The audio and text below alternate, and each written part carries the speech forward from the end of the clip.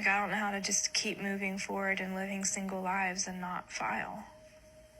Welcome back to my mini-series on Welcome to Plathville Season 6. We are on episode 2. I did not write any notes for this. The episode was extremely boring, so please forgive me if I forget anything, but we are going to do a little episode summary on what happened in this episode, and I'm trying to get all of these done before the new season airs on the 22nd. We literally have 21 days to get 8 more episodes plus 2 full episode recaps and enlighten, so let's get into it. So episode 2 picked up where it left off from episode 1 with Ethan and Olivia discussing the end of their marriage and Ethan not being able to accept the fact that they are no longer going to be together. Also, a lot of you guys have noticed that Welcome to Plathville was actually taken off of Max, but I did look it up. It will be back on Max July 23rd. When I go live to watch the episodes, I go live off of like TLC, streaming it through like my DirecTV stream, because a lot of the platforms like Max and Discovery Plus no longer upload the episode until the following day. So there's like this whole big discussion of Ethan and Olivia. They're sitting there talking and Ethan just like can't accept it, and Olivia's trying to move forward, and he was assuming that they would be able to work it out. Like, I don't know how to just keep moving forward and living single lives and not file. But I don't want that. Oh. I'm sorry. Now, just a refresher from the last episode, Olivia and Ethan have been living apart for a while at this point, and this is a repetitive cycle that they were in. They would separate, reconcile, they would, we're gonna do this, this, and this to fix our marriage. It would never be fixed. And I know that this man is not sitting here, season 6, episode 1, talking about that he can't accept the fact that they're gonna get divorced and he didn't want this, when this was him, season 5 finale. This was his motive. This was him, the true Ethan, season 5 finale.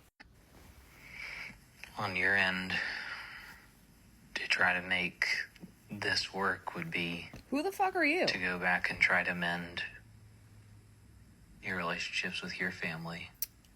Oh. And try to get back to some of the roots and values that were instilled in you and how you grew up. Excuse you? I feel like you're searching for something that you haven't found that maybe is trying to take the place of that. Oh. And I don't know if there is a replacement. Need I remind everybody that Ethan and Olivia's families grew up in very similar religious settings to the Duggars, to IBLP, to the Colts. So he's saying that she could revert back to those ways. That's something that she could do. And just when you think, oh, that's the worst he could say, it couldn't get any worse. It gets worse. It gets so much more worse. Mind you, this is the man saying that he can't accept the fact that they're getting divorced and that that Olivia wants to move on. Gee, I wonder why, Ethan. The world that I grew up in was a world built for men. Tell him. That worked for men. Tell him. To tell me that I need to go back to a culture and a faith and a belief that told me that I was worth nothing without a husband. Oh, no.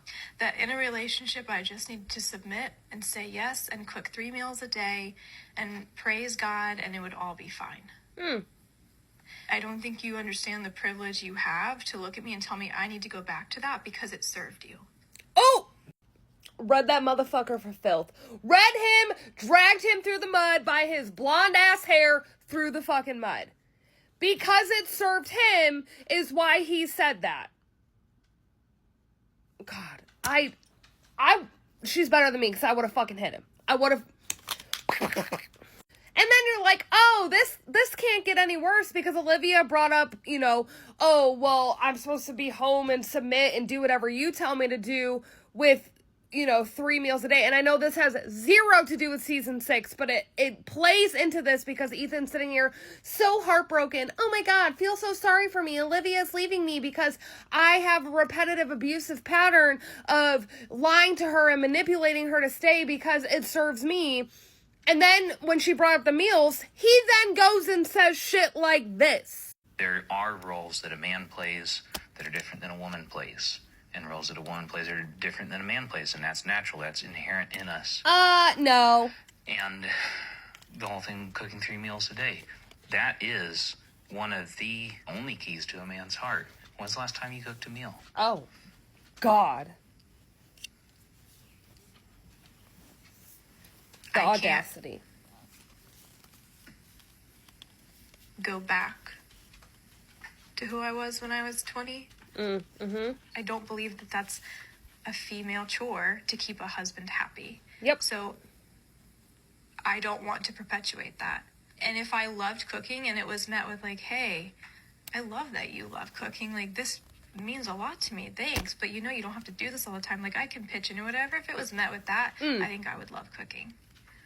But the way it's been presented to me is, if you don't do this, I love you less. Oh.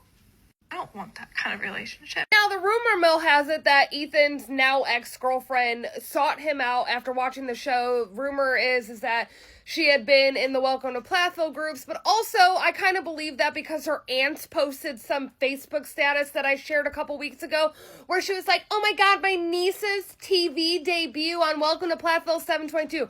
That girl looked at this and said, yeah, that's what I want. I want to serve that man for the rest.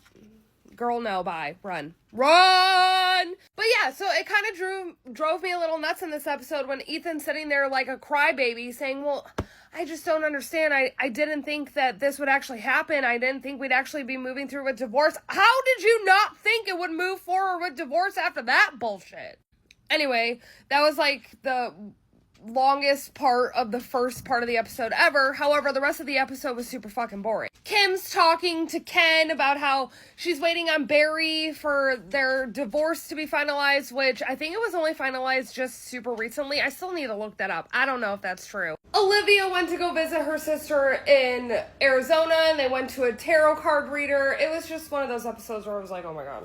They show Mariah working at a restaurant because she's trying to save money to pursue more of her music career, which in my opinion, TLC overplayed all of her music in this season. It was all about Mariah's music, so I guess that was a storyline. And then the other big part of this episode, besides like Ken and Kim going on our ATV day and Ethan and Olivia's conversation and Mariah working, was Ethan going home to visit Barry and his siblings in Cairo after Olivia was in Minnesota and let the family know that they were getting a divorce because he was running away from his problems. And Mariah's comments in this make me fucking laugh because she acts like she did nothing to cause tension between Olivia and Ethan, and that's just my sole opinion. I know a lot of people have differentiating opinions on Mariah and Olivia, but as somebody who has watched the show, covered the show, and dealt with a family like the Plath family for 5 years of my life,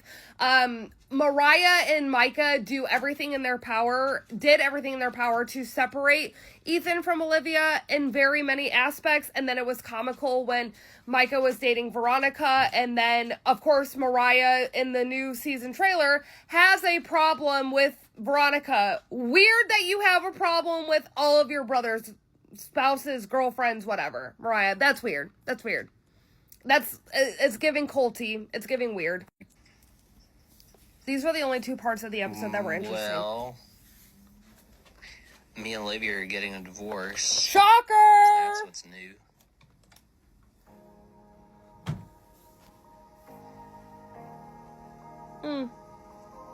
Yeah, we've been separated since March or February, late February. So, Thanks, barking at somebody.